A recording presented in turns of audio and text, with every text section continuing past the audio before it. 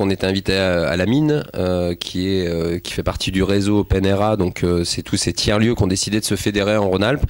Et aujourd'hui, voilà, on est venu à la mine pour justement continuer à voir les travaux de ces différents jeux qui cherchent en ce moment à rendre plus fun l'appropriation des tiers-lieux.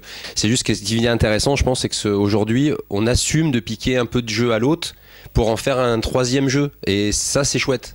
Parce qu'il y a encore pas longtemps, je sais pas ce que t'en penses, Nico, mais cette frénésie de toujours devoir inventer le truc nouveau, et c'est moi qui ai eu l'idée et tout. Là, moi, je trouve ça plutôt fun de voir que les gens se piquent et améliorent et partagent. Tout l'avantage du processus qu'on peut retrouver avec les tiers-lieux et dans les méthodologies open source, c'est qu'on repart sur le travail de l'autre.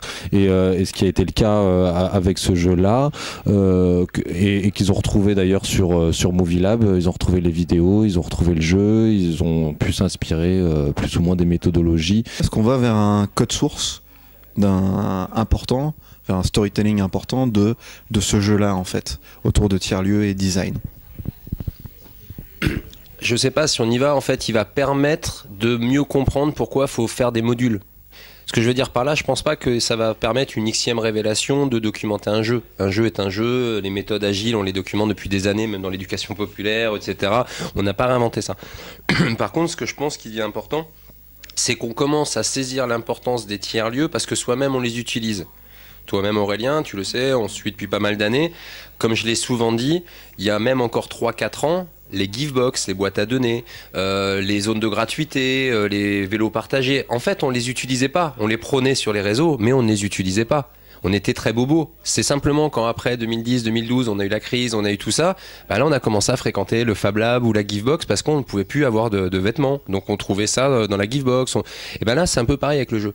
C'est-à-dire que là les gens vont commencer à vouloir documenter parce que ça commence à devenir nécessaire. On voit bien qu'aujourd'hui, on ne peut plus faire parler des gens qui se connaissent pas, qui n'ont jamais rien fait ensemble, juste en les mettant 48 heures dans un workshop. Là, toi, tu travailles à Cité du Design, je crois que tu dois en voir pas mal.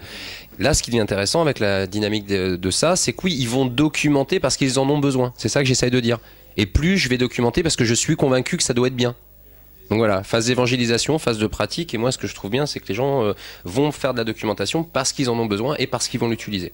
Je crois que le jeu, en fait, permet de prendre un peu de recul et que finalement, c'est peut-être une bonne solution pour identifier finalement qu'est-ce qui caractérise un tiers-lieu, comment ça se structure, comment ça peut évoluer. Et donc, d'où le fait que le jeu sûrement va évoluer, parce que les tiers-lieux évoluent et que leur structuration évolue et qu'il va falloir à chaque fois prendre ce petit recul et de s'amuser à jouer, à réinventer qu'est-ce que ça peut être.